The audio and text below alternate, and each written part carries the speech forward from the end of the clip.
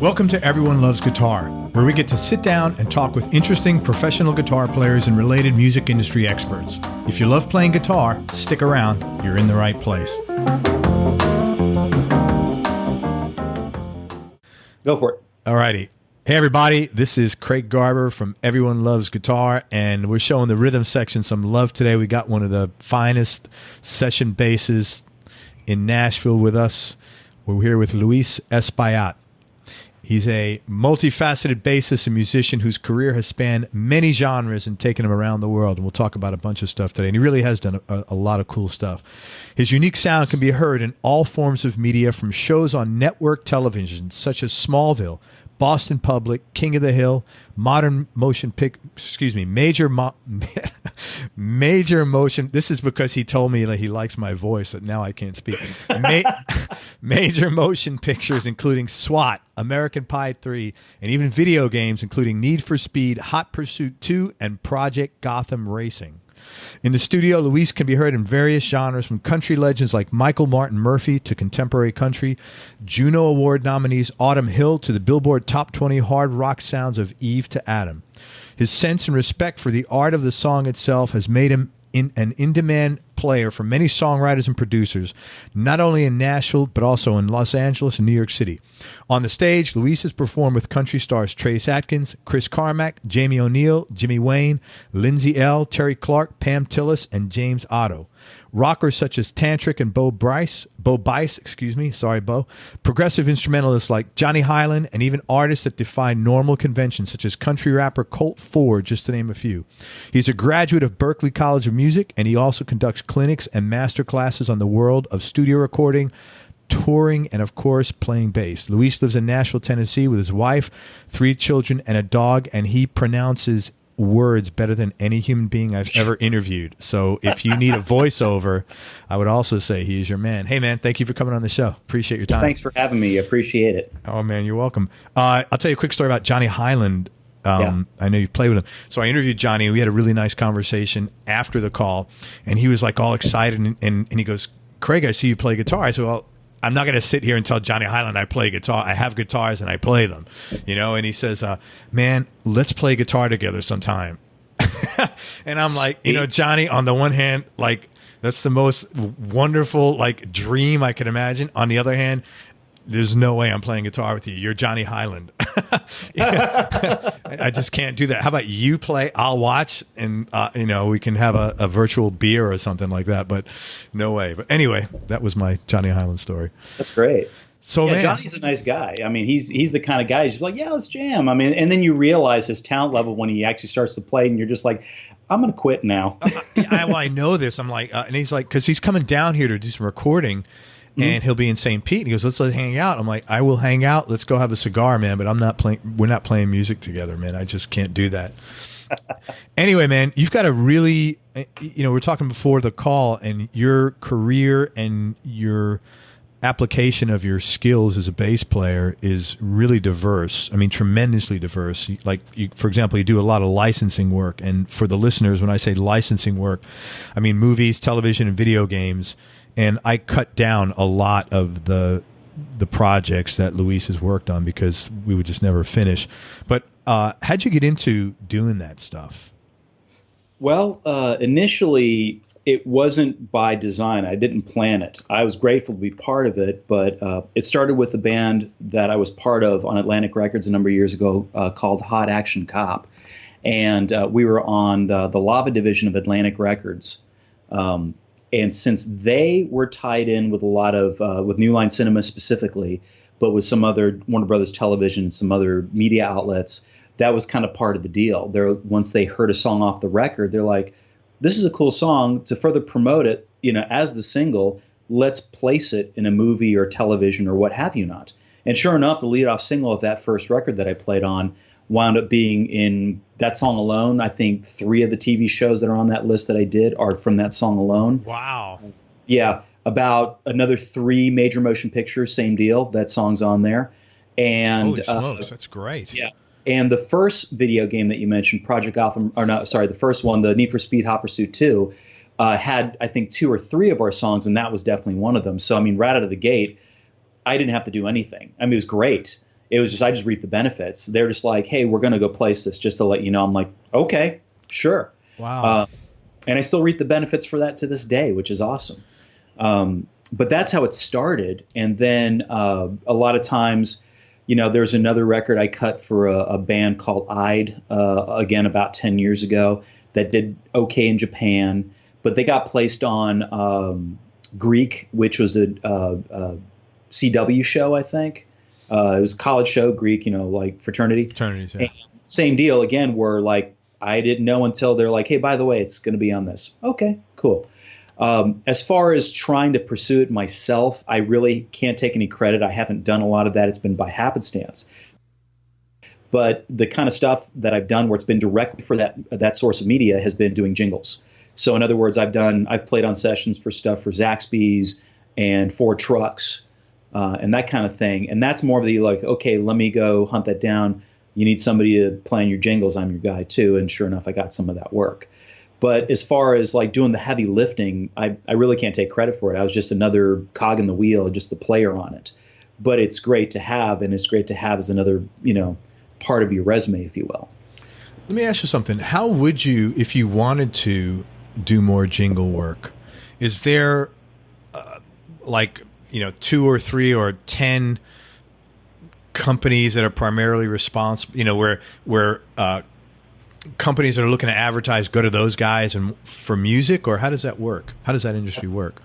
Well, absolutely, there is, and that's the company or the individual in particular that I did both the Zaxby's and the Ford truck commercials that I mentioned is one guy that is an artist himself, and he's produced some records that I've played on. But his bread and butter is the jingle work because he's an LA guy and he still has those accounts.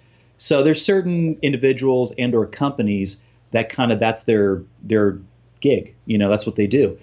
We have another guy who's a buddy of mine who I've done some gigs. He's a great guitar player, but he's also from LA, and the bulk of his work still is doing what he called like trailer music. So specifically him and his partner would create a sample library or create a cue library for them to use in trailers, movie trailers. So, that dun, dun, dun stuff, that's him. And, his name is Michael Elsner, if you look him up. I just spoke to him last week. Oh, well, there you go. So that's Michael. And Michael's, we're buds, and we just did, actually, he produced a record that just came out that he had me and Rich Redmond on drums play. And that was fun because we knocked it out in a day and had a blast doing it. But he's the kind of guy where he's done a lot of session work in the past and is known for that and has done all this other licensing work. But he's like, well, that's great. I'm doing all this. But, hey, if you hear of a live gig, I'll take it just so I can diversify a little more because it's like I don't want to be just this one guy. Yeah. Even though is that from a creative standpoint? He doesn't want to be that one guy, or and I'm not saying this that you know his motivations, or is that financially because he doesn't want to be? Because it would seem like if all he's doing is that, you'd be making a good living. Yeah, no, I think he does, and not that I've gone into details. We've spoken about it because he's asked me about the things that I do that he hasn't been able to do, and vice versa. Gotcha. But I think his motivation is more creative than anything else because financially, if he was worried about the money, I think he's like, well, I'll just get more of this work, and he has the connection to work towards that. If that was his motivation, I think it really is just to diversify. I think he's just itching to, and he does. He actually. He probably told you he went with an artist to China for a while and played. We just been playing phone tag. We've been playing phone tag. Yeah. Okay, so when you talk to him, he'll tell you about it. He's gone a few times in the last couple of years, like multiple trips to China, just to have the opportunity to play live with this artist that does well in China. Obviously, it's a good gig, but for his motivation is like, I just got to get out and play. Yeah. I don't want to be cooped up all day long. I want to get out and do some gigs. And that's how we met. We actually played Chris Nix, who you've interviewed before, heads up the Drummers Jam and the Loud Jams things, which I do. I've been doing those since day one as well. And that's how I met Michael initially, was we were paired up on. Oh, he used to be in Nashville. What's that now? I'm sorry? He used to be in Nashville? Michael Elsner? Yeah. He still is in Nashville, Wait a minute. I thought he's in L.A. That's enough. He was in L.A. He might, unless he's moved, I'll text him. Did you move? No, because I went to his house not too long ago, so he's still there. I hope it's the same guy. It might be a different guy. No, it's got to be the same guy because he's this guy I was talking to was in L.A. That's really weird. Okay, gotcha. Maybe he still keeps the place over there. Like I said, I'm here and there. He's a good dude.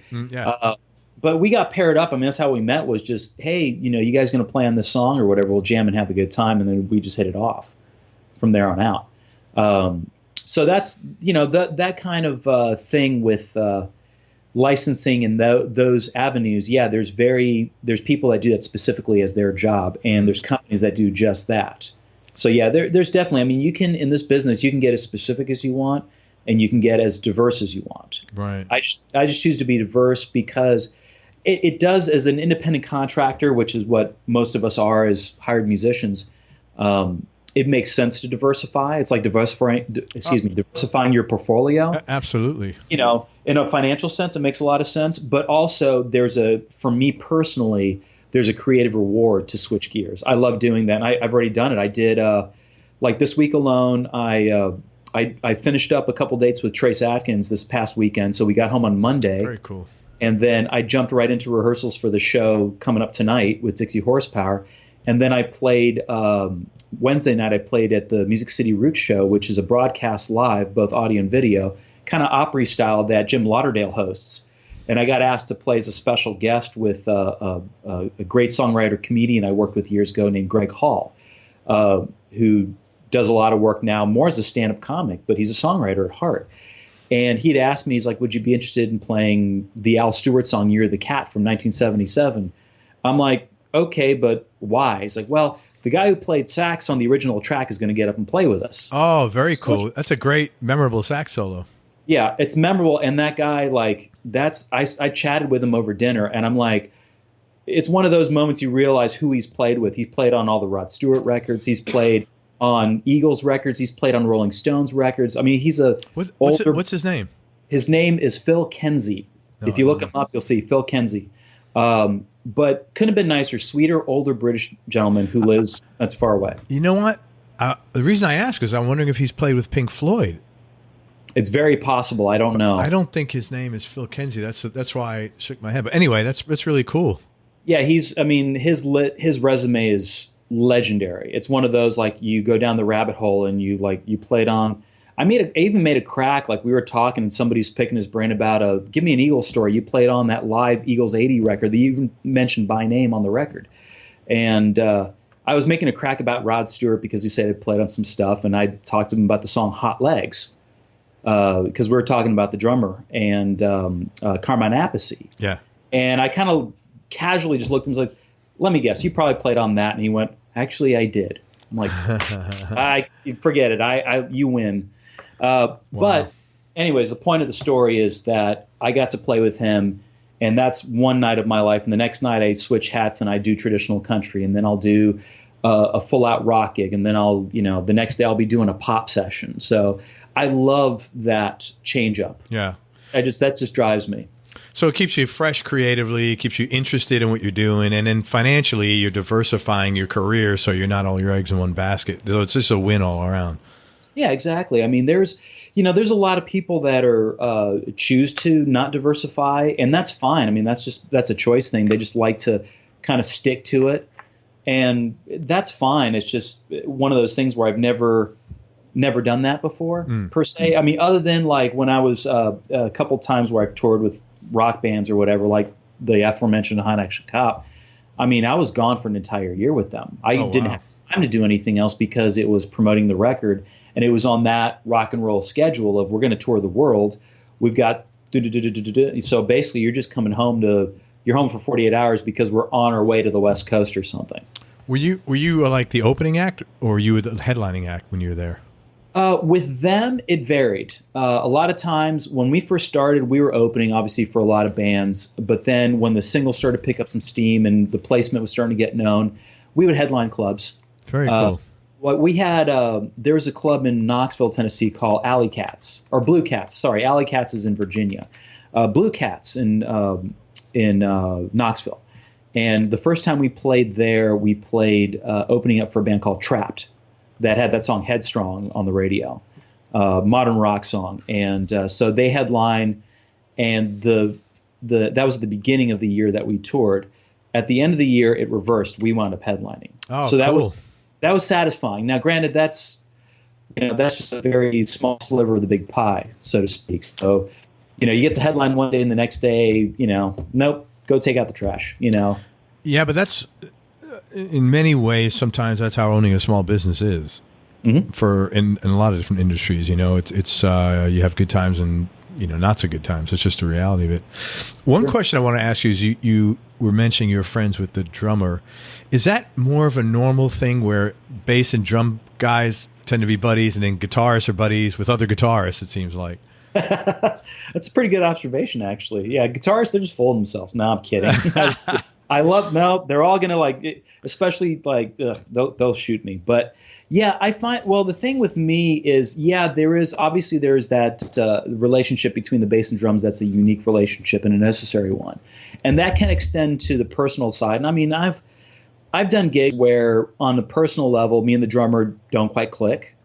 And we've played just fine, and it's been good. And that's not in a bad way. Not that we were at each other's throats. You can't get along with everybody. That's not realistic. Right, exactly. Yeah. And no matter how hard you try to be like a nice guy, whatever, you can't please everybody. Plus, you're just dropped in this situation. When in reality, it's random that you will get along with someone. I mean, it's like like people watch that show, The Housewives, and I didn't know this, but my wife told me that they don't know each other before. They're just all dropped there. Because I always thought, man, how do these women? They're such bitches, don't they? I thought they're supposed to be friends. She goes, no, they don't know each other. I was like, oh, so it's the same thing like in a band when you're like for session stuff or whatever. Yeah, both sessions and even live stuff too. And sometimes, that's why I like to ask when I get called for a session or even a random live gig. I'm like, who else is on it? Just because I like to know, and especially I've been very, very, very privileged to work with. I mean, in the drum department, I've not been lacking. But I'll just put it to that way. Very, very, very, very rarely have I ever played with a drummer and go, It's always been like, oh, thank God, But yeah, I mean, I'm honestly I'm friends with a lot of drummers, even more so. I've got a lot of bass player friends. Yeah. But by sheer numbers, I probably have more drummer friends because we're going to be on gigs together and stuff. Like that. And I really do believe that. But also, I'm kind of a drum aficionado. Like, obviously, I don't play drums, and I don't pretend to. But even so, I'm the guy. I remember I was out when I was touring with Jimmy Wayne. We were the opening act for Brad Paisley for a whole summer a few years ago. And the drummer and I were buddies before. And actually, that drummer is now playing in the Trace Adkins camp with me. So we know cool. each other for a while. But even he'll tell you that we'd be on a fly date. So we're on the plane, and he'd have like a copy of Modern Drummer. And I'd be like, hey, when you're done, can I read that? I like that stuff. It's just your thing, yeah. Yeah, I like drummers. And so I always ask, like, hey, what do you use? And I'm fascinated by, different makes of drums and the song, how they get their sounds and how they play.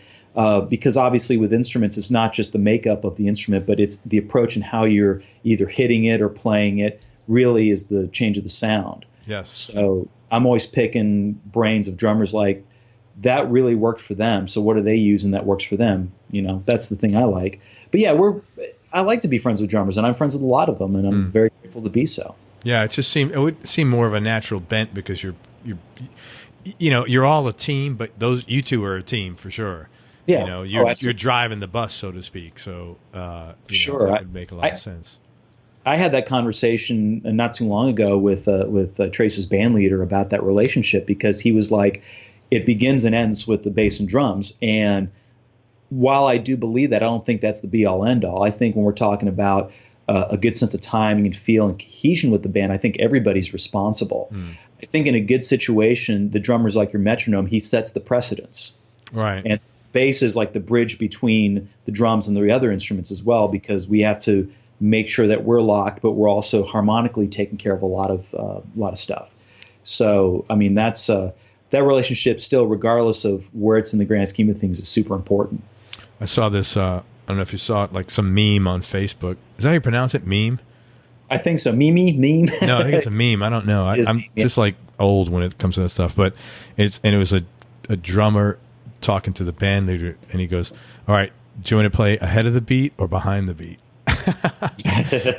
Because everybody's always like, bitching about you're ahead or you're behind. It was kind of funny. Exactly. How did you do a lot of work outside of Nashville, New York, and LA, and I was curious how you got those gigs, because most people are not doing that are studio guys, session guys in Nashville. They're only in Nashville. And what are the differences between, New York, LA, and Nashville, both in terms of the vibe and in terms of like the execution, like how songs are assembled and stuff like that? Well, that's something that over the last handful of years has changed all around, I think. When I got to town here in Nashville, I had enough of the people that I knew from before, aka the ones I went to college with, who were both in New York and LA. So that's how I was able to tie into those, I don't want to say markets, but I got work that wasn't Nashville based. So you got work from guys you went to Berkeley with that were out there and called on you. Mm-hmm, absolutely.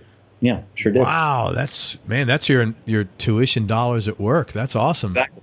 Well, that's one of the beauties of Berkeley, because as a school, obviously, like with any other institution, there's a lot of pluses and minuses, and people have a lot of criticism to offer up about Berkeley. My experience was good, and it wasn't because of the academia side of it. Obviously, that was great. I learned a lot, and I still hold my teachers on a pedestal. They because they are not just teaching the academic side, but they also play and have had careers themselves and continue to have careers. And their approaches are different. So one teacher is going to be very different than the other one.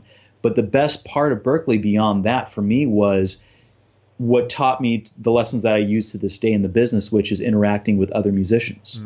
And not only playing, but the communications. And like to this day where, hey, man, I really want to have you on this session, blah, blah, blah. And how do you ask the guy? We were doing that at Berkeley. You're knocking on your dorm room, whatever, dude, can you do a session for me, blah, blah, blah, quid pro quo, all that stuff. So it was the part of Berkeley was being able to interact with so many different people from all over the world. I mean, there's not even several, like most of the world is represented at Berkeley. Yeah, I'm sure. So, I mean, I would, one day I'd play free jazz in a jam room with a sax player from Germany.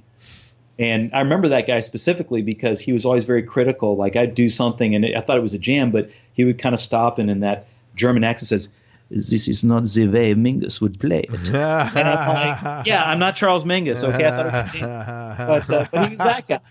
Oh, but Germans, their cultures, they're brutally direct. Like brutally direct, man.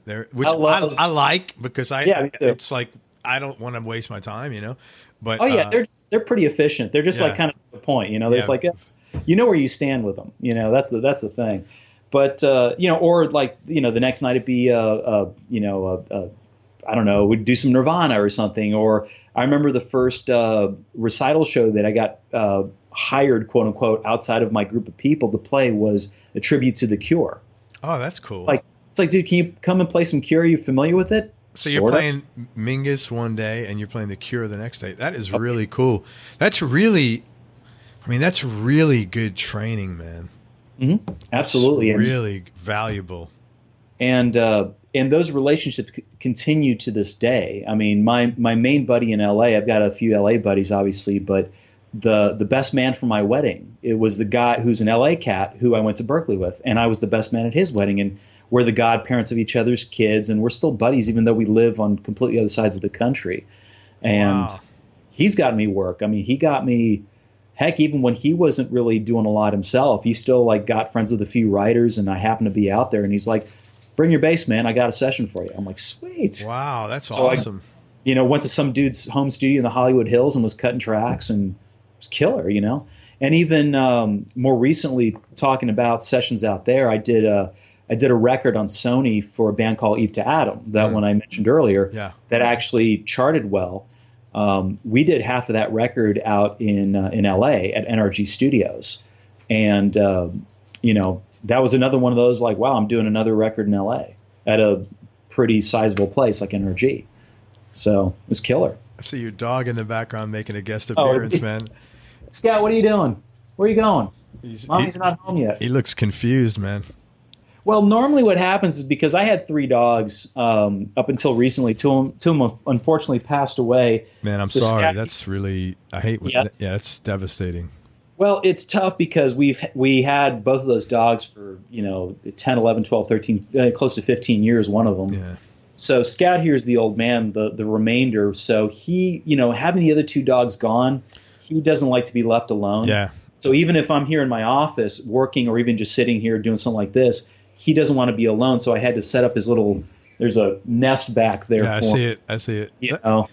Because, so long as he's in the room with me, he's okay. Otherwise, he'll freak out.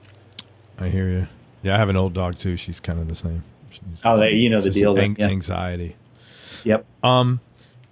So one question is, New York versus Nashville versus LA. What's the difference in the vibe?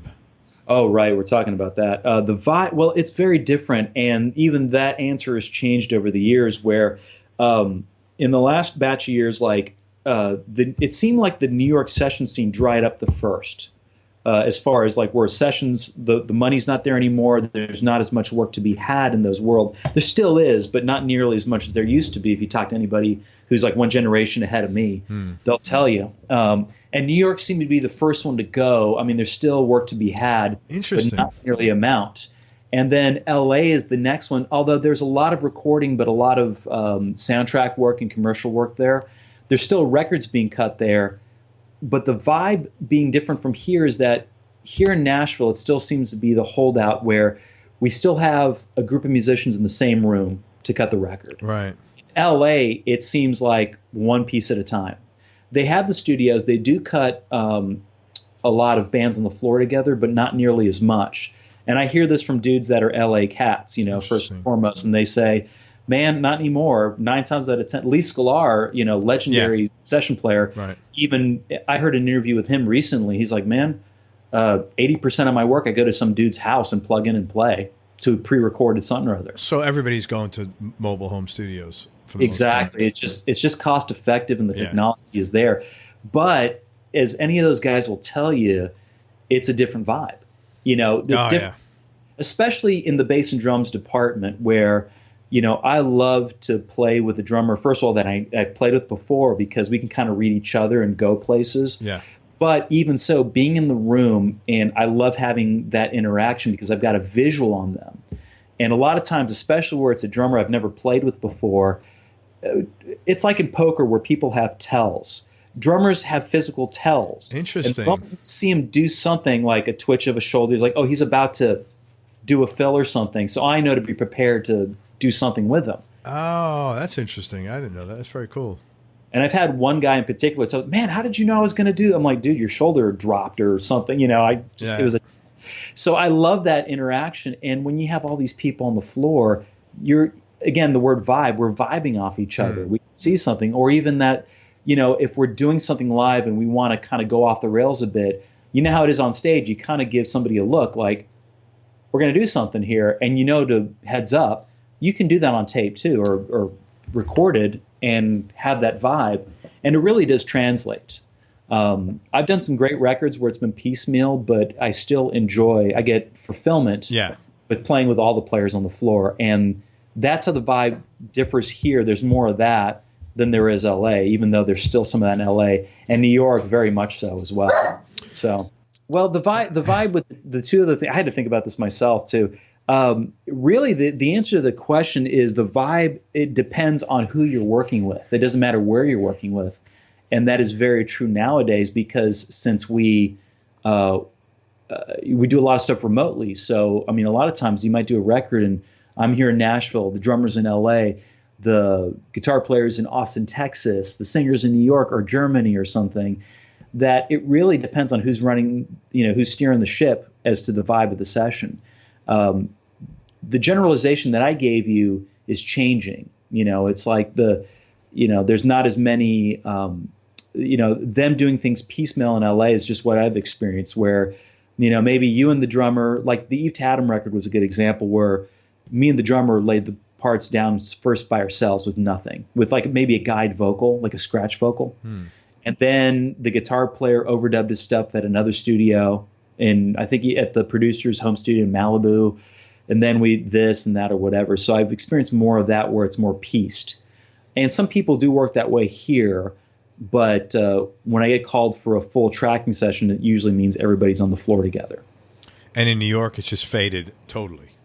Pretty much, especially, well, in regards to me, I know there's other work there and I've got friends out there. I haven't done anything New York based in a long time. But even then, it was kind of also piecemealed even then. And now it just seems like, studios died down. And there's a few, obviously, upper echelon guys that still work in that scene, but not nearly as much as they did back in, like, say, the 70s, where New York, the session scene was hopping. You're originally from Orlando, correct? No, I actually grew up in Sebring, Florida. Oh, okay. I didn't realize. I thought you were from Orlando. Gotcha. What was growing up like? Like, you have a big family, or? I had. I'm the oldest of a few different siblings. I'll explain that. So, from my mom and dad, I'm the eldest. Then I have a sister who's 7 years younger than I am, and a brother who's 10 years younger than I am. Oh, wow. And then when my parents split up and got remarried, they each had a daughter on each side. So I have another two sisters. Much younger. That are my youngest sister, who is from my mom's side. My mom's divorced again, but her second husband, and she is 23. I want to say. I feel bad. I should know this, and she's going to shoot me for not knowing that. So they're younger. I mean, at a decent clip, not horribly younger, but younger enough. And so growing up, even though there was a bit of a gap between me and my next sibling by 7 years, we had some time together in the house, the first three kids. But a lot of their formidable years, I was already gone to college. Yeah. The age gap. So certain things I didn't get to experience and vice versa. Do you think – I had a conversation with a guitar player recently about this. And if you don't want to talk about it, just let me know. Do you think – like watching your folks get a divorce influenced you either gave you some trepidation or just influenced your own thoughts on what you want and don't want out of a marriage? Yes, I think so. I think I'd be lying to say no, obviously. But I mean, that's life, and that's being a parent and being the next generation is that your hope is to pass on to your kids to not repeat mistakes. Yeah, for sure. And not to say that's not a mistake. It's just kind of maybe not repeating mistakes is not a good word, but it would be more like hopefully they don't suffer as many hardships as you had. Right. Because obviously that's a difficult hardship. Yeah, sure. Is hard on everybody. Obviously the people that are going through it, but then the kids too. And I experienced divorce when I was just shy of my 10th birthday. Oh, wow. So that's tough for that to happen. Wow. Yeah. Interesting. Yeah, that's a tough thing. So, yeah, I mean, that's obviously I'd be lying to say it's influenced me, but at the same token, it's not like I think about it consciously. I don't think about like, okay, well, they did this, so I'm not going to do that. I don't think of it that way. Interesting. Yeah. Sorry, we're having some canine difficulties. Oh, yeah. That's all right. keep talking. I can hear you. I'm just kind of trying to tuck him into his bed so see if it would be quiet. How did you get exposed to music? How did that all come about? Well, that was early age because even though my family weren't in music or were not musicians themselves by trade, they appreciated music and were music lovers on both sides, my dad and my mom. My mom was very artistic and still is to this day. She's a very good visual artist. She's a great painter and that kind of thing. And my father studied voice, a little bit like in school. He said he was in the choir and he'd done those kind of things. So he knew it was up. But so I was exposed to music early on, obviously through them, whatever they had around the house, which varied. And it did include some Latino music as well. Especially younger before the divorce, but then it also had whatever's on the radio. It was popular at the time. Movie soundtracks were big. I was a big fan of that out of the gate. And my dad was a big classical fan, so he saw, there's a connection there. So, he bought me soundtracks to anything John Williams, like Star Wars, Indiana Jones, that kind of stuff. And so that was like, I almost consider him like a musical influence on me. I learned, certain things about phrasing, the way he phrases certain things, or thematic development, which he's very much that kind of a composer that is theme-based. So he has an overall arcing theme of the movie, whatever you're watching, but then even with the individual characters, they have their own theme, and how he can shift the mood with the same sequence of notes, maybe making it in a parallel minor or something like that. But that's how I got into music early on. And my mom was always, since I was the firstborn, she was the one pushing to go, well, he's going to do some art stuff too to make me well-rounded. So we'll do piano lessons together. We'll take art classes together. And we did. And where I kind of stuck with piano a bit, she didn't stick with as much and was a much better visual artist than I was. Like I can barely draw stick figures, and she makes these beautiful scenic paintings. And thusly I stuck with it and always enjoyed it. Always had a thing for it. I started piano lessons at, I think it was 5 or 6 years old. Oh, that's really young. And then, so I and it was very, it's basic stuff. I mean, it's geared towards that age group, what you're trying to learn. But that gave me a head start when I got to start school band in middle school, 5th grade. I already knew the notes on the treble clef and the bass clef from piano. So I could automatically, kind of translate those skills to school band and not learning from scratch. So school band obviously came about, and just even then I was already driven during middle school to I really like this. I'd like to entertain the possibility of this being my livelihood. Wow, at such a young age. Yeah. Interesting. Oh yeah, and I wasn't even, and not necessarily as a bass player or as a session guy or as a road guy or as whatever. It was just, well, what is there to do? I just want to play music. Does that mean play with a symphony orchestra? Does that mean teach, like be a band director? Does it mean this? And that's all true. It's all yes. Those are all valid answers. I just didn't know for me personally what that was going to be yet. And even then I knew that. I said, well, I want to do something. I just didn't know what it is yet. And I continued into high school with school band and playing different instruments. And because I had taken piano lessons, and about that time, well, the cool thing was to get into a rock band, Of course. Because I started well, hey, I can get a rock band, I can get chicks. Sure. So, yeah, right. So I got but I was also starting to get interested in that side of things. This is where what I had, the mutual musical taste that my parents and I had started to deviate a little bit, because I was finding my own. It wasn't a bad thing. It was just, okay, now I'm starting to hear things from my peers. They're starting to play with me, and I'm starting to discover different bands and different musical things. And so I asked my dad, I wanted to get a synth, to play, because that's the one thing I'm well, what's the one instrument I can play that I can translate to a band? Keyboards. All right. Let's start that. And because of that, all of a sudden I got bit by the electronic music bug early on too, because it was just, I was fascinated. I started to read about it and oh, so you mean this has been around since the 50s and the 60s? And I say that, and I have a analog synth right here, I use for synth bass, because I'm still fascinated by being able to twiddle knobs and change, here's a switch, put an LFO in there, make a different sound and all that stuff. But the other thing that started to fascinate me sonically was the bass around that time as well. Not guitar.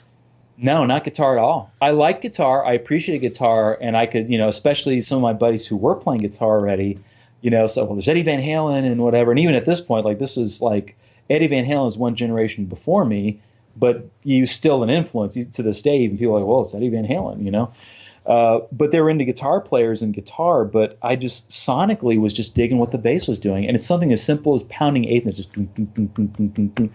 I love the sound of that. I was just drawn, and so from my, musical brain, I was starting to think, well, okay, so a bass has 4 strings. And if I know the 4 strings and it's only chromatic all the way up, how hard could it be? Especially coming off keyboards.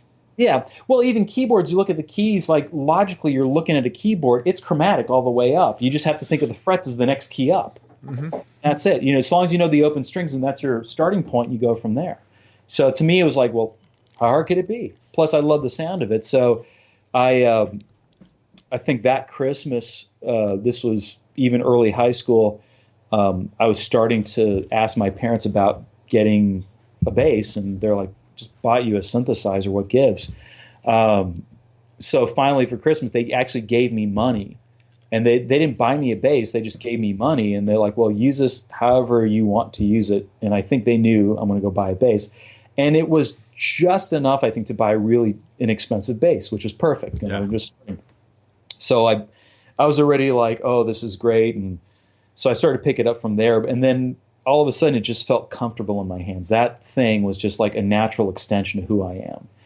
And so I started to obviously invest more time into it, play with it more, and starting to realize, oh, it's not as easy as you think. There's a lot more to it, because even though what makes an instrument, every musician can say, oh, I know how it works, but it's also the finesse and the delivery of it all. The attack, the approach, how do you do it? Well, a bass should do this and should not do this, or let me try this.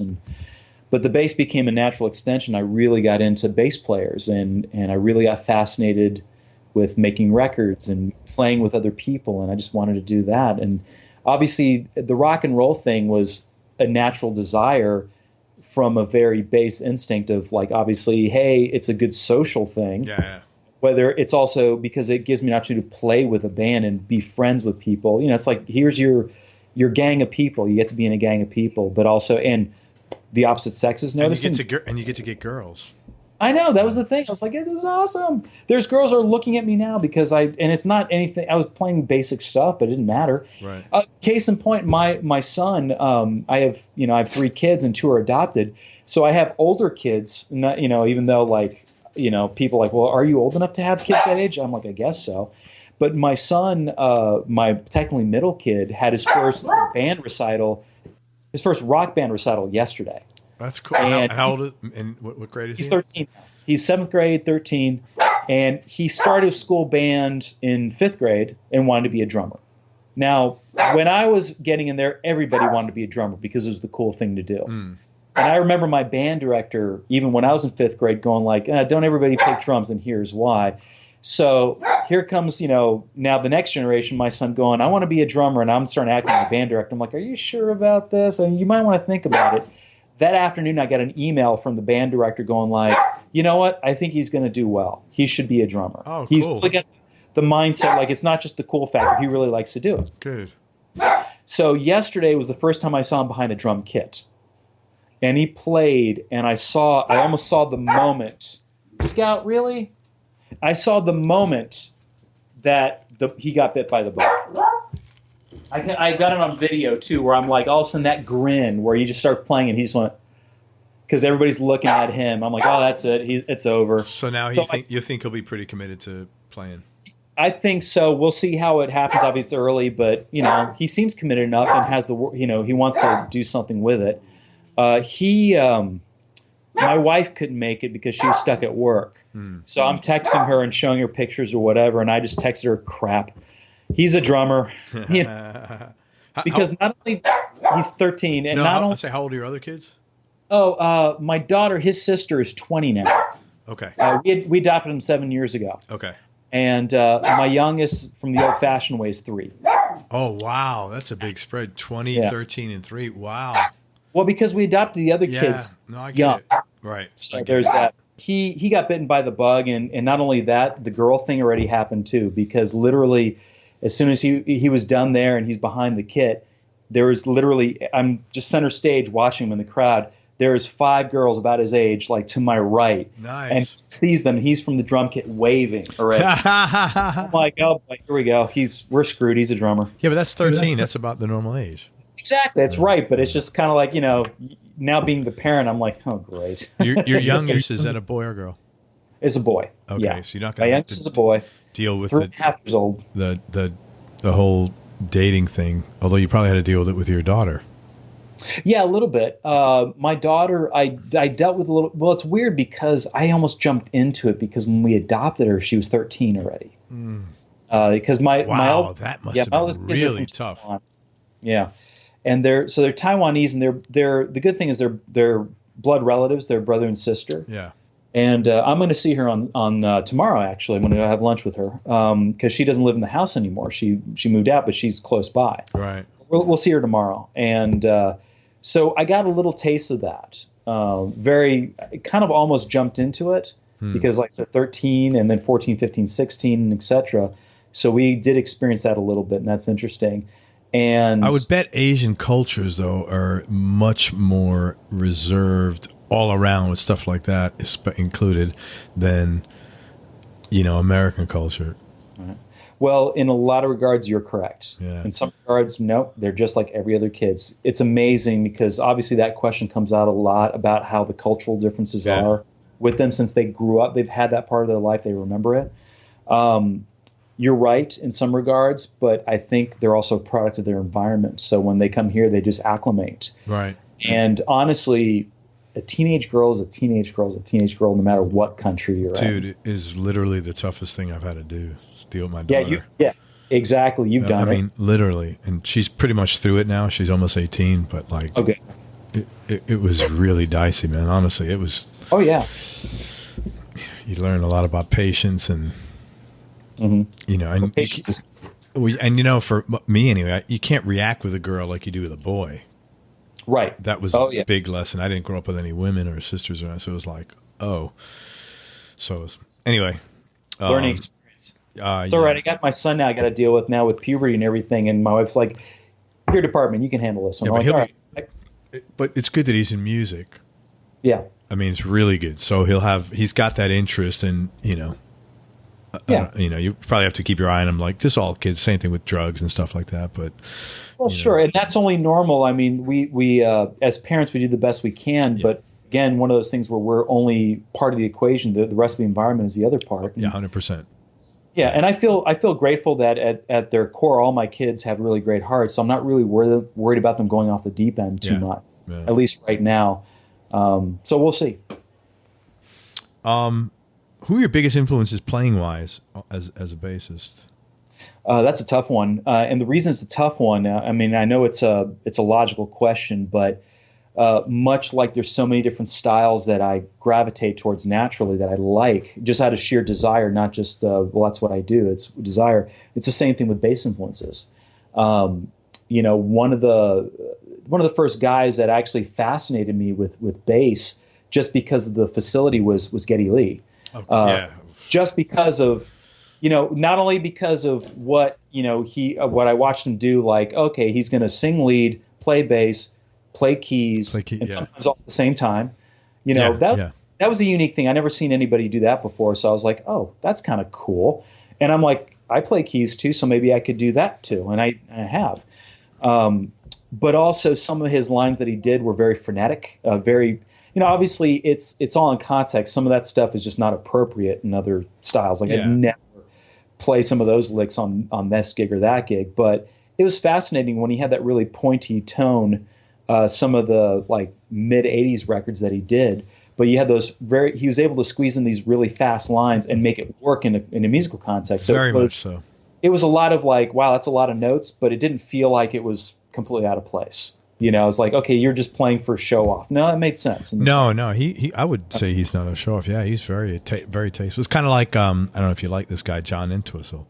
Oh, love John Entwistle. Yeah. Talk about a fast guy, but it was all in context, you know? Yeah.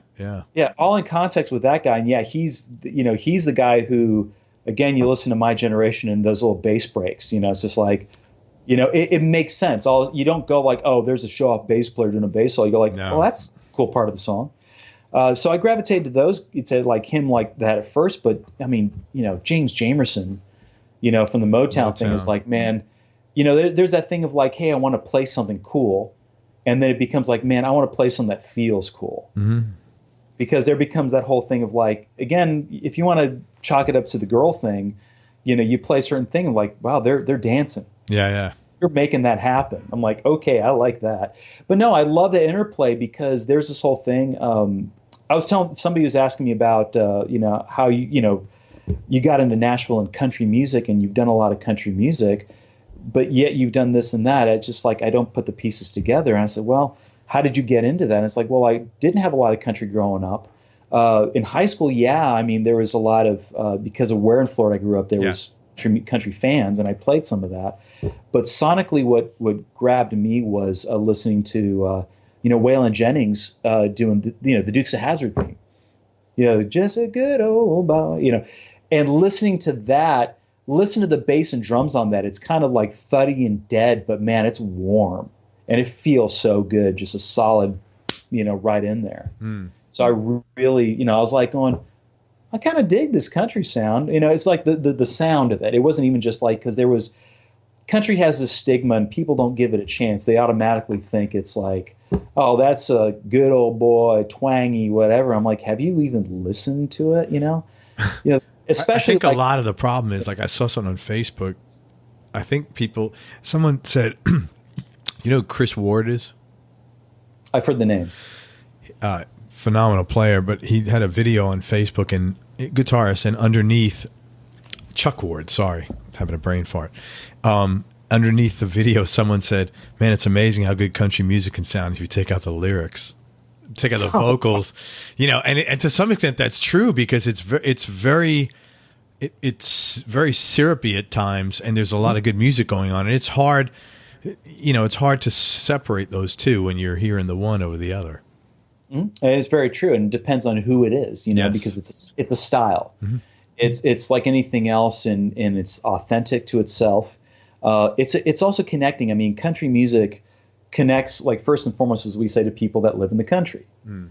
Well, how do people in the country talk? By nature, right, So it's kind of like, yeah, he's one of us. It's like there becomes that whole thing of, like, what we talk about, where people identify personally with who they are. Well, I'm a rocker, I'm a jazzer, I'm a this, I'm a that, because they make the connection not only musically, but they see a personality to it as well. Mm.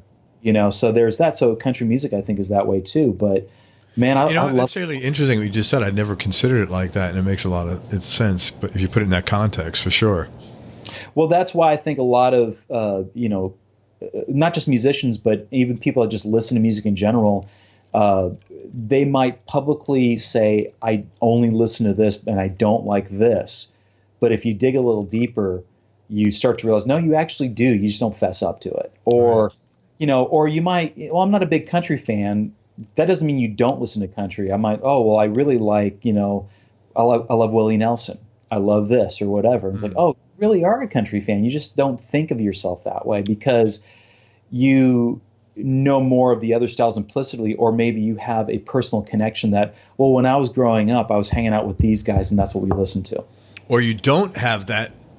More likely, I bet, it's they don't have that personal connection with the country, like you just said, communication, but they happen to like certain artists about it. So that's why they don't maybe associate it.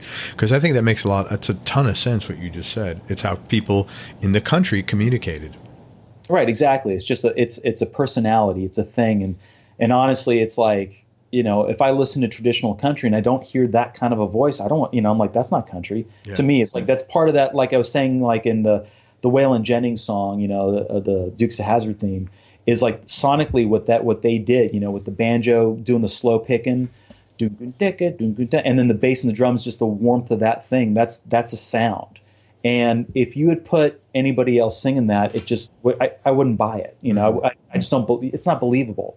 I'm like, but him singing that, I'm like, oh, I totally, not only getting that, but even lyrically what he's singing, I buy it. He's telling a story from his perspective. Right. That's just music in general. It's kind of like they're selling it. It's like, even if you go listen to, an opera, a lot of those operas are big tragedies, and singing this over, you think it's overly dramatic or whatever. It's like, well, yeah, they're hurting. They're got their heart ripped out. And I'm like, they're selling it. Yeah. If anything else. So no, it totally makes sense. It's probably a tough one for you because you've been doing this a long time. If you weren't doing what you're doing now, Luis, what do you think you'd be doing instead? Well, that is a tough question. I don't know what I'd be doing. Dog trainer. Well, no, I feel miserably. No, Scout's just needy. Outside of this, I think it'd still be something artistic. I did, in middle school and high school, I was in like drama club and I loved to act and that was fun. But again, it was one of those things where like I had fun doing it. I had no aspirations to become some big star. It's the same thing of where you have a lot of people that get into music to be stars, not to be musicians. Right. And it's kind of like, why are you doing this? So that you did get into so there was a much more compelling emotional connection for you with music than there was with theater and acting. Yes, and I think the reason being, again, it wasn't by design. It's just the way I naturally developed. I started dabbling in music and taking lessons at an early age right at the gate. So it's always been a part of me. And music was around the house. I know everybody says, well, we had music around the house. Well, yeah, everybody had music around the house, mostly unless you were living in a convent or a monastery. And even then there was music. It was just a different kind of music. But but the thing is like I got exposed to so many different things right out of the gate. And so there's always, again, that emotional connection was always there with me. So yeah, I mean, music was always just part of my fiber and my being, and not because, quote unquote, I was exposed to it or I got the lessons or I did it in school. It just was a sheer desire. It was something I've always wanted to do. And so I think if I had to pick a job, because I've done odd jobs, we've all done odd jobs. Again, those jobs, I worked at music stores. I sold. So those are my day jobs. I worked when I was going to Berkeley. I worked at the Paradise Club as one of the house engineers, as basically a peon for a while, But then almost like an internship through the college, they hooked me with this, and then just because I had a good work ethic that I wasn't going to goof off, like when they had to fire one of the guys, I got hired. So I actually wound up working shows. That's cool. So I got paid, I think it was like $8 an hour to throw the monitor wedges out there, wrap the cables, do whatever, be the gopher. But I loved it. That's just good money back in the day. And it was back in the day. I was like, man, I'm making $8 an hour. Sweet. So if I wasn't doing this, I mean, I did other jobs that were still music tied. Maybe another thing I like doing, but this is something I do out of the house I did before, was I kind of like to travel plan. Maybe I'd be a travel agent, because when we do vacations, I love getting online and mapping it out and checking it out. And man, let's go do this and let's go see this. I did our honeymoon. I didn't go through a travel agent. I did it myself. Where'd you get married? Where'd you go on your honeymoon? Well, we got married in Connecticut up by my wife's family. And then honeymoon, we had to delay our honeymoon. So we got married in May, and our honeymoon was in September of that year because of our schedules. Yeah. I was out. She was busy. We went to Whistler, British Columbia. Oh, cool. Beautiful there. Beautiful. And she can ski. She's a big snow skier. I really can't ski for crap. I've done some cross-country skiing with her, but not much. But it was that time of year to where it was just more of an outdoorsy thing, like a resort. Go hiking up the mountain, that kind of thing. Zip lining across these big, beautiful gorges. Go horseback riding on these trails through the mountains. So I planned that. So we spent the bulk of it in Whistler. And then we spent the last 3 days of it in Vancouver proper. Oh, nice. So we got to go to the Vancouver. They have a beautiful aquarium there with one of the things that, and I hooked it up to through going online, was we got to do an interactive exhibit with the beluga whales. Oh, that's cool. So we got to work with the trainers and give them hand signals and stuff, and they, so they get a treat, and they, we got them to move their blowholes and stuff like that. I know, take that any way you want, but it was a good time. So I enjoyed doing that. And to this day, I still I finally got to, growing up in Florida, I've been to Disney World a lot, and I know Disney World well. So obviously one of my dreams was being a dad, taking my family to Disney World. Oh, yeah. You got to do that, I'm sure, right? I did it this year for the first time in May. Cool. So did your oldest daughter come with you as well? She did not come this time around. She had stuff, so she wasn't able to come, but I took the two boys and my wife and I. Cool. And even planned it, just the planning. I booked all the tickets. I actually met them, and they flew down. I had a gig down in Florida with Trace. We were playing in Okeechobee, I think, right off of Lake Okeechobee. And so I planned it to where the bus dropped me off at the nearest exit. I took an Uber to the resort and met him there. Ah, that's cool, man. So I love doing that. That's kind of fun for me. But really, I mean, and honestly, this has been my want and desire. It's just music, and I'm lucky enough to get to do that at this level. I'm very fortunate. It's funny about Trace. After he was on The Apprentice, we were up in New York, right after the show ended, and we went to my aunt and I, and we took the three kids with us. I think this time we were all at the Museum, Metropolitan Museum of the Museum of Natural History, and walk in there and see freaking Trace Adkins walking around. It was really funny, man. And in New York, nobody bothers you. Funny enough, I've heard many celebrities say that he was just walking around with his kids. It's like we were, nothing. Yeah. Yeah, he's the kind of guy. It's interesting because out of all the famous artists I've worked with that have that kind of visible notoriety, that will know you visually right out of the gate, and Trace Oh, the hat, and he's really tall. Yeah. Yeah, he doesn't wear, obviously in public, he won't wear a hat. He'll put on a ball cap and that'll be about it. But he's still a big dude. He's still a tall dude and recognizable still. So, but he's good about it. He's just kind of, if it happens, it happens. What can you do? He's like, I'm not going to let that, as he says, he's not going to let it prevent him from living his life. Yeah. So like even the other day, like we were out finishing up a run and he had left he took the runner and went somewhere, and I was curious where he went. He went to Home Depot. He's like, I wanted to look at some stuff, and sure enough, like they, one of the manager guys like, man, we should put more content on your social media. So can we film you going to Home Depot? And he's like, yeah, if you want. Looking at 2x4s, if you think that's worthy of putting in content. So, but sure enough, I watch, and he's just kind of just hanging out at Home Depot like any other dude, and he's that guy. And also it's great because he's a golfer. So one of the things I get to do, and I'll golf occasionally. I'm not that good, or Trace will even say none of us are good, but we still have fun. But because of Trace and being able to golf, he's able to use that to go. I've got to golf at some really exclusive places. Oh, that's cool. Yeah, it's like nice. I have no business being there, but here I am, playing golf. We played. There's a place in Ohio, I think it is in upstate Ohio, called Inverness. Mm-hmm.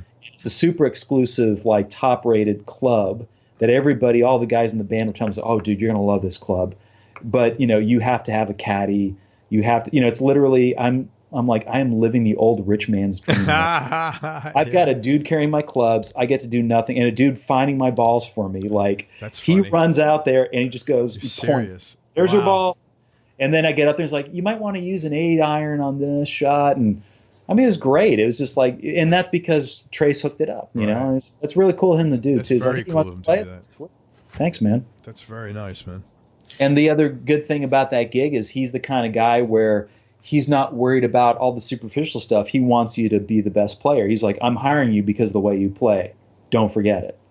He doesn't micromanage or anything like that. No, he's the kind of guy who's like, no, I just want it to be right. So his whole thing is like, he hires the players for their skill set and for their work ethic. He's like, just bring your A game every night. Obviously look like you're supposed to be on stage. It's a given, but nobody worries about that. They just put on what's appropriate. But please, please, please bring your A game. That's awesome. Tell me something about yourself people will either be surprised to hear or find a little odd. Again, a tough question. I'm just thinking that's probably something I would say. Tough question. And I know if you said it to my wife, she'd be like, want a list? Yeah. My wife would probably do the same I'm just thing. Hearing in the back of my head. I think my wife said something to the degree of like, especially that question, she said something to the degree of like, well, I mean, you're fluent in Spanish. I said, yeah, but a lot of people kind of, if they get to know me, either assume or ask if I do. So that's kind of an interesting thing. I've played salsa music before, even though I haven't done that in a while, but I've done that at a regular clip years ago here in town. It's not really odd, Luis. We need it odd. Yeah, I know that's not odd. And or I'm a bass player, and a lot of people see me electric bass dropped around me, but I play upright bass. I play keyboard bass. I basically I give you bass of whatever bass you need. I'm trying to think of something odd. I don't know what's odd. I'm odd, I guess. I mean, yeah. All right, we'll have to table this question till the next time. Yeah, maybe so. I need a real odd answer here. I gotta think about that one. What's the happiest moment or time in your life? Probably now. That's great. It's again. That's like I've there's many happy moments in my life. I can't really pinpoint of a specific time. Because I've got great childhood memories. I've got great college memories. I've got great now memories. I've got great memories from 10 years ago.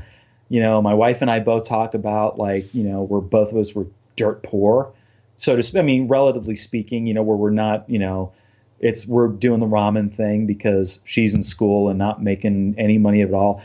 I'm scraping together what gigs I can. Sure. But we still had happy times because when we first moved in together, we had an apartment together, but there was a tennis court at the apartment complex, and we're like, well, really, I mean, we could go to the movies. That'll blow whatever cash we have, so let's just go play tennis, and then we'll come home and watch TV. she talks about how those were happy times too. Sure, man. We start connecting with someone special. That's really happy. I never pictured myself, in the grand scheme of things with being a parent. I never would poo-poo it. I'm like, well, to me, my approach is if it happens, it happens. But it's not like a big life accomplishment. But now that I am a parent, I'm glad I am, because I got to. Because otherwise I'd be like, well, at least in life, I'm like, well, I got to do that too. Sure. And you're a father, you know how that is. It's like there's that old saying of you don't get it until you have kids of your own. That is true. Yeah, sure. To a certain degree, you can appreciate it, but then you kind of get it. So, my kids are not only just a source of encouragement and keeping me level, but they're a source of entertainment. They crack me up and apparently I cracked them up too. I don't know what, my two older kids who are fluent in Mandarin, I knew a few words, but like I say something that I think is pronounced correctly, and they start, and they're like, "No, I said it right. Didn't I? No, you said this." I'm like, "That's what I said." No, you didn't.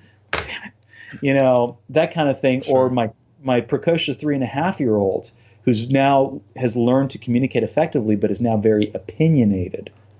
No, Baba, that's not how you do it. I got a 3-year-old busting my chops. Wow. That could be your kid. That could be the one that sets you over the edge, man.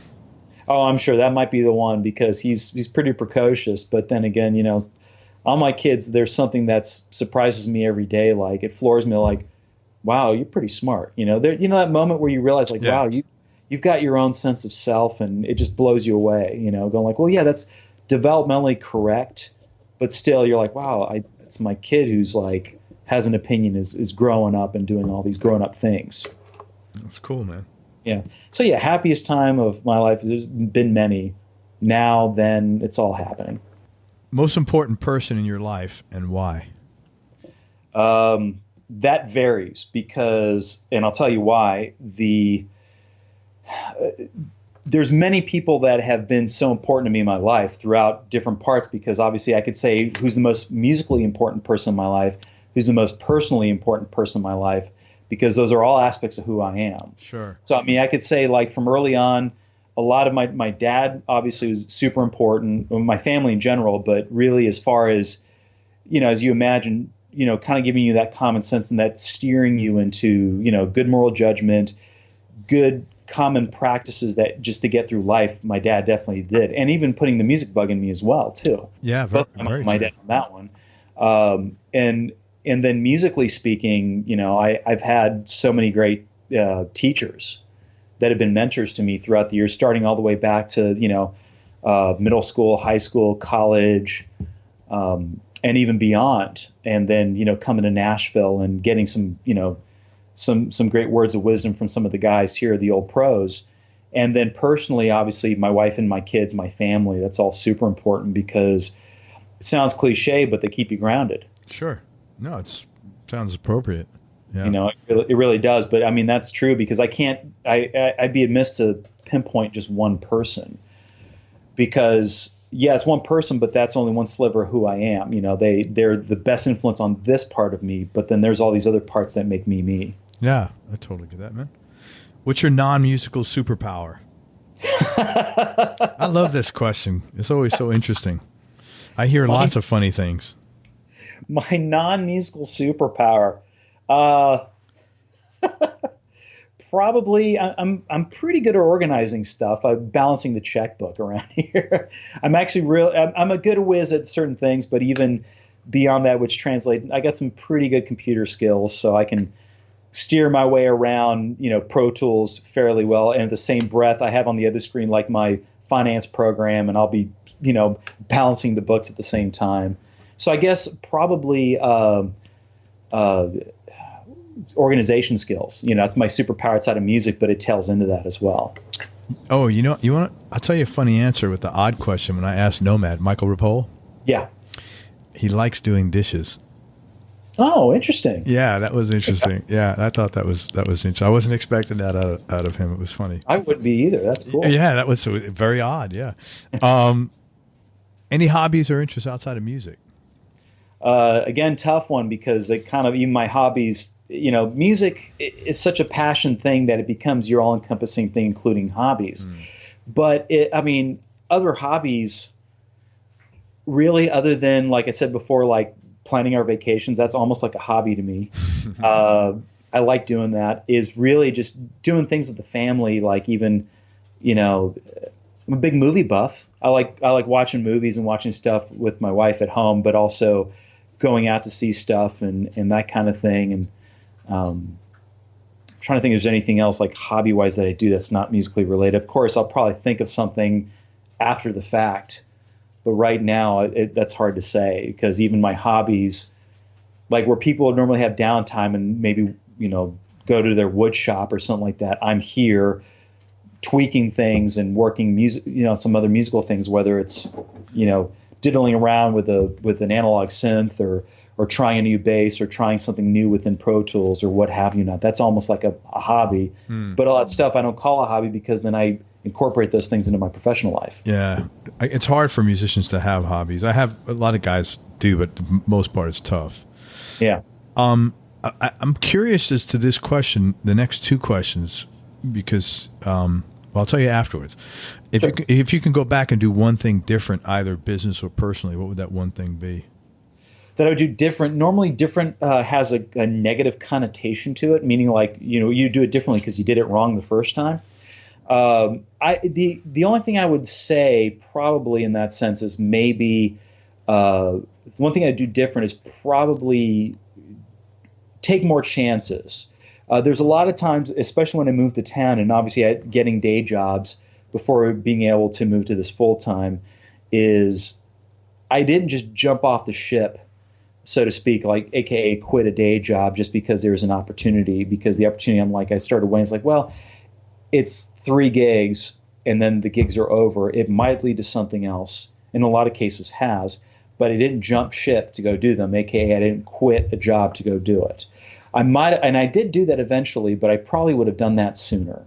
One of the first things I quit working at the music store here in town, I quit that to do a gig because, and it was an independent artist, but the artist had financing to kind of pay us weekly. So kind of a salary. So you're on salary for a bit. Right. Yeah. Now, granted, and it's one of those things where like it was just good enough. I was like, and that was the thing. They were kind of asking like, well, what do you need to pay your bills? And they were kind of, figuring out to try to make it work for everybody.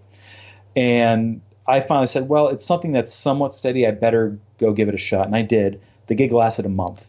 Oh, wow. Because, and I'm still friends with the artist. The artist actually it's a guy by the name of Todd Cooper, super talented cat. And he used to work with like big Christian artist Michael W. Smith back in the day.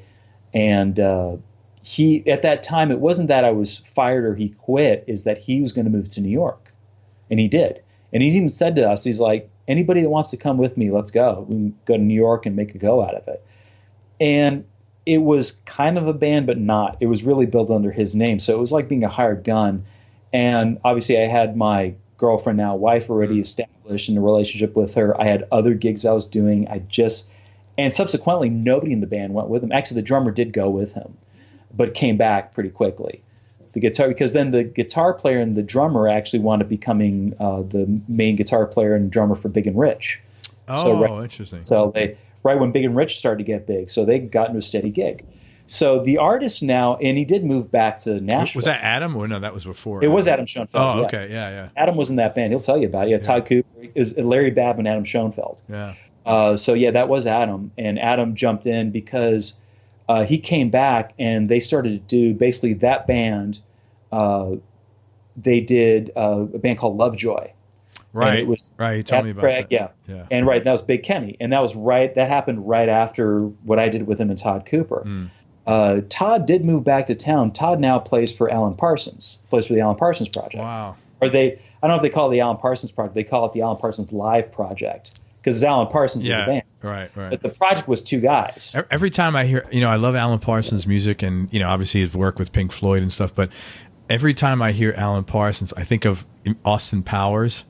Oh, the Alan Parsons. Yeah. That line was just hilarious. It's very juvenile guy kind of humor, but. Of course. Yeah. And I'm sure, like, I got to meet Alan once a couple of years back in Vegas because I have two of my buddies who play with him now, and Todd being one of them. So obviously I went to the show and they introduced me to Alan, which was cool. But I had that in the back of my head. I'll just say you that.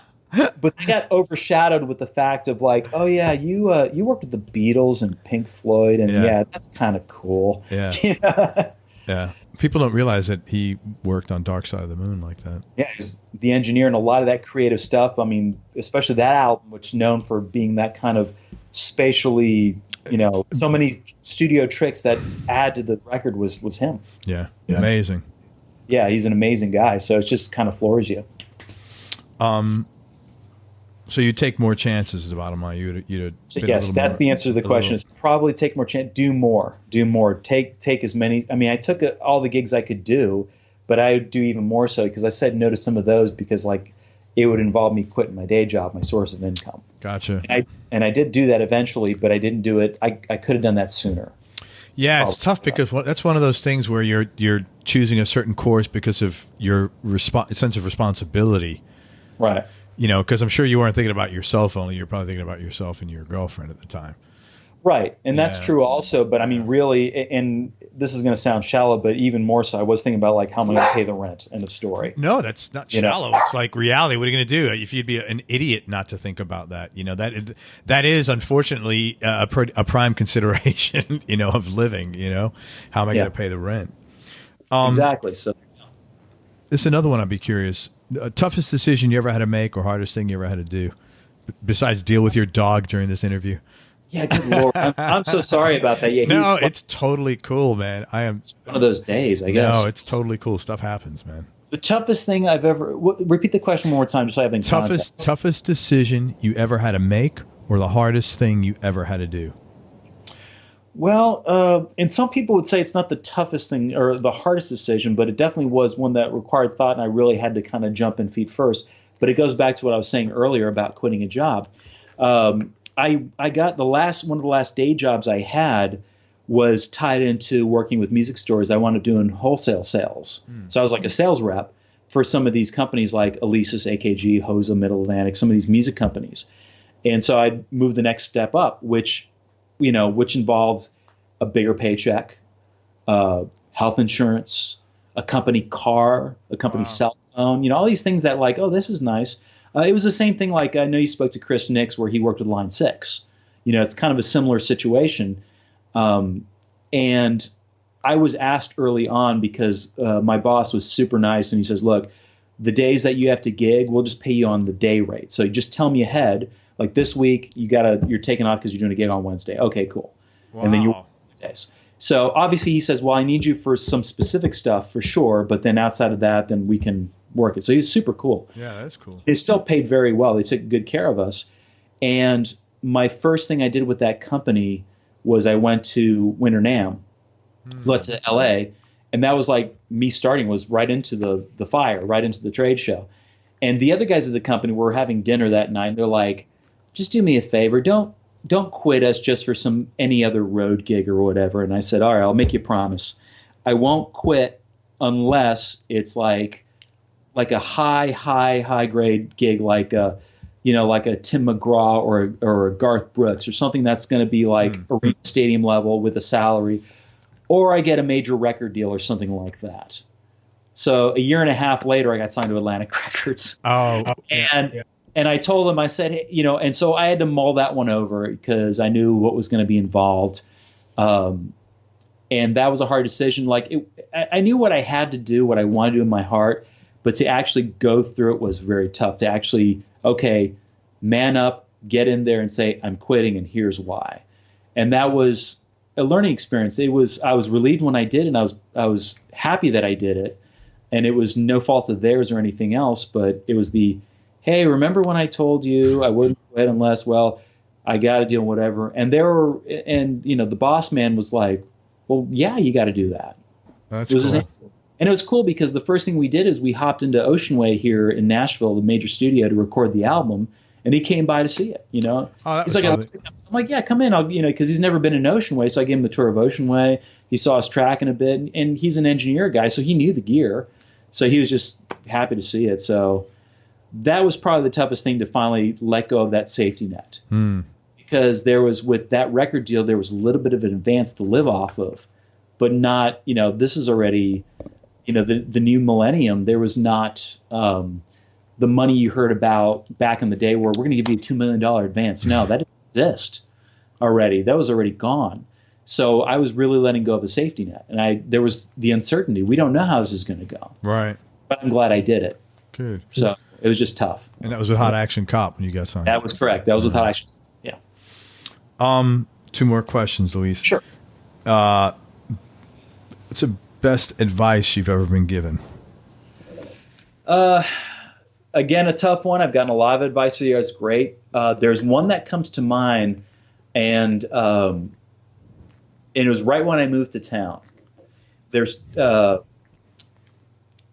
when I was working at the music store, Victor Wooten came in frequently because he's a Nashville guy, and he's a super nice guy. He lives in Nashville? Oh, yeah. Oh, yeah, he's a long-time Nashville resident. And he's that guy that everybody makes him up to be. Like, he's a brilliant musician, but he has that emotional and mindset. Like, he's at peace and at one with everything. Like, if you talk to the guy, it's just like you feel better already. You just talk to him like, man, life's not that bad. He's like, it's all good. Do you know Mike Brignadello? Oh, yeah. I know Mike. Mike was my predecessor in the Trace Adkins gig. Okay. So, because he played on Trace's records. I didn't know that. Okay. Yeah, Mike played on a lot of the Trace stuff. Not all of it, but he played on the bulk of that stuff. And for a while there, Mike was doing the gig live. His resume of the prominent artists he's played with is like nuts. Oh, yeah. But he knows Victor really well, and he told me he just had nothing but high praises for just a cool human being he was. Oh, dude, he's the best. I mean, everybody knows his technical prowess, but even beyond the chop stuff, if you listen to what he's doing, musically, he knows to communicate that language. It might seem like a lot of fast notes to people like, oh, he's just doing trickery. But if you really get in the context of what he's doing, he's like, no, he's got it. He understands the language. But what he said to me, the best advice was, he came into the store and I'd met him once before, I think. So this is the second time I've seen him. And obviously it was just a quick, hi, how are you? Blah, blah, blah. Love what you do. He picked up, I had a couple of times where I was, kind of down, shall we say. I was in the gig and I wasn't, I didn't want a day job. I just wanted, I didn't have a lot of playing work because I was new to town. Nobody knew me.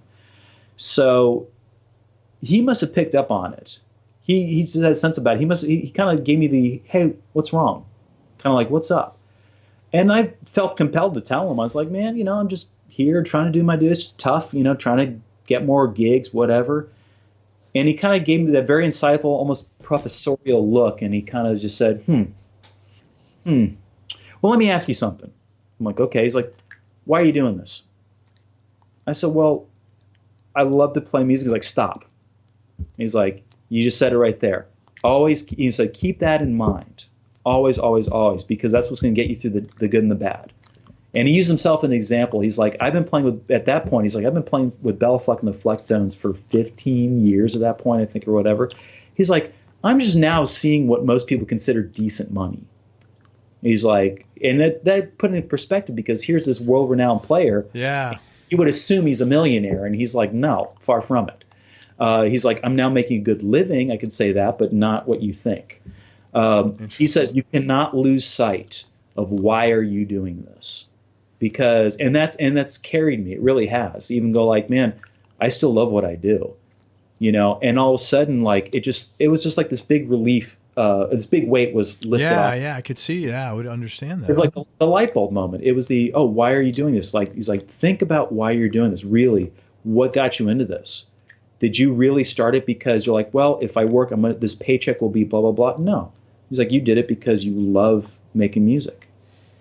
And all of a sudden, it's like, boom, and it worked. Well, also what it did was it put it back in your court that, hey, man, this is a choice. You don't have to make this choice. And so It's an empowering feeling as opposed to a victim feeling, which you're probably feeling earlier.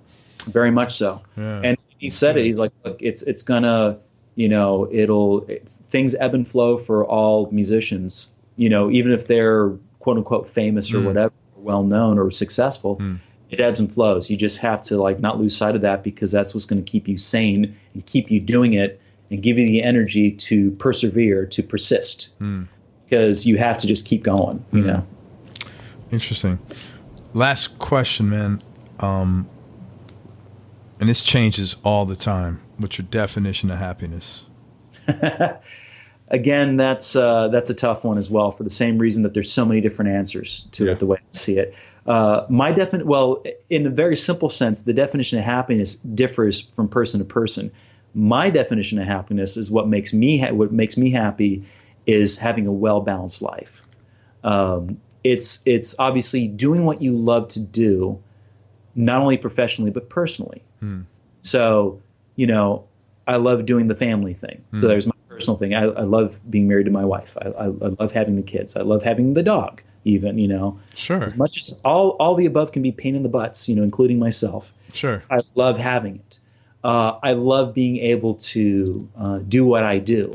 I'm proud of being a musician, of what I do, not just because there's some sort of notoriety involved with it and it's the cool job to have. It's just who I am. I even had a band director in middle school instill that in me even early on, because, you know, he always said, be proud of you know, being a musician or being in band. Because a lot of people will get teased at an early age if you're carrying around an instrument. Oh, especially a big bass like that. Yeah. And even then I wasn't carrying a bass, because even then I was a trumpet player in middle school. Oh, okay. But whatever it was, it didn't matter. You might get teased about it. Because it's like a band, you know, the band geek thing or whatever. Yeah. But he even flat out said, he's like, you know, be like that kid who's like, you know, hey, are you in band or something? And the guy held up his instrument, like, yes, I am. You know, as corny as that sounds, there really is a lot of truth to that. Yeah, but if it resonated with you at the right time, it's a great message.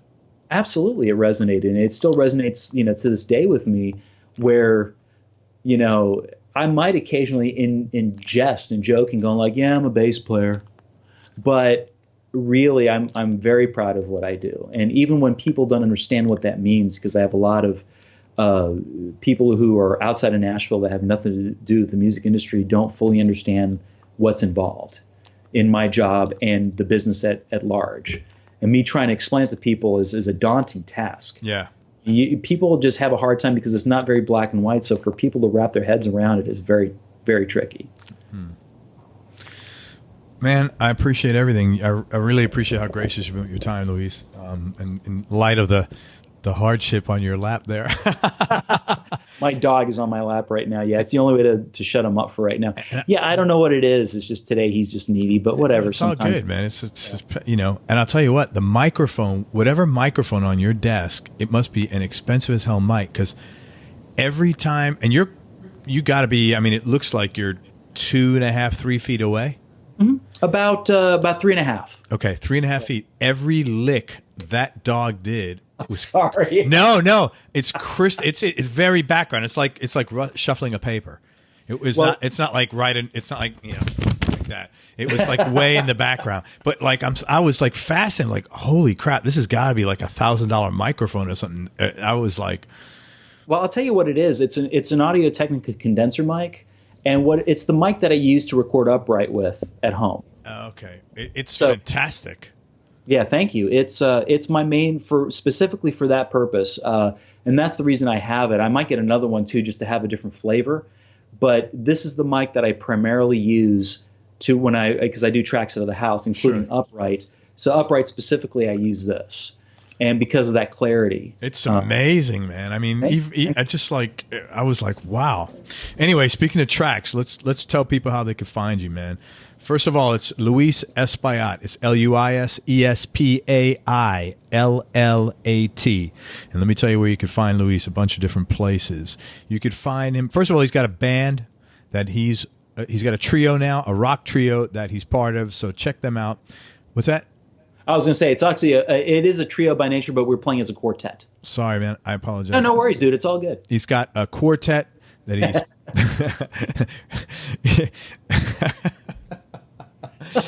No editing on this show. He's got a quartet, Dixie Horsepower. They're a rock band, and it's Luis, and it's actually the drummer from Tesla, if I'm correct.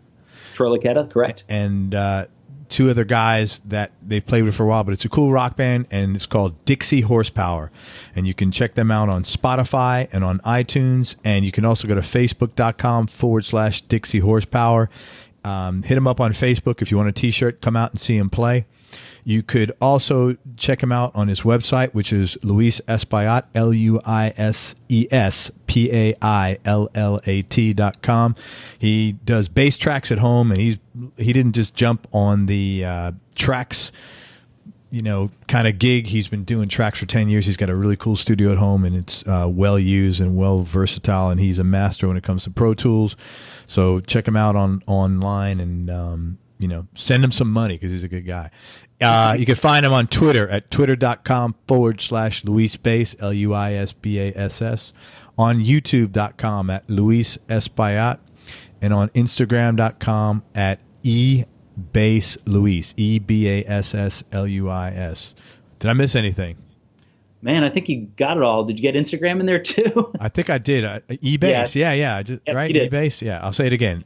eBass, Instagram is at eBassLuis, EBASSLUIS, and his next job will be placating advanced age dogs. That's plan B here.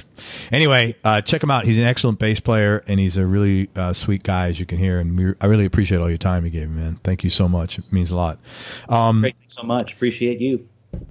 Check out Luis. I appreciate you listening, everybody. I hope you enjoyed this interview as much as I did. Thanks again, Luis, for everything. And you guys go to everyonelovesguitar.com. Sign up to get notified about future episodes, along with some cool stuff for guitar players. Be nice. Go play your guitar and have fun. Till next time, peace and love, everybody. I am out. We hope you enjoyed this show. If you did, subscribe to the Everyone Loves Guitar podcast, and you can do this online at everyonelovesguitar.com or on iTunes. And if you like the show, please leave us a 5-star positive review. The more 5-star reviews we get, the higher our show ranks, and higher rankings mean we get to continue speaking with cool, interesting guests on our show. We'll see you on the next episode, and until then, keep playing your guitar and have fun making music.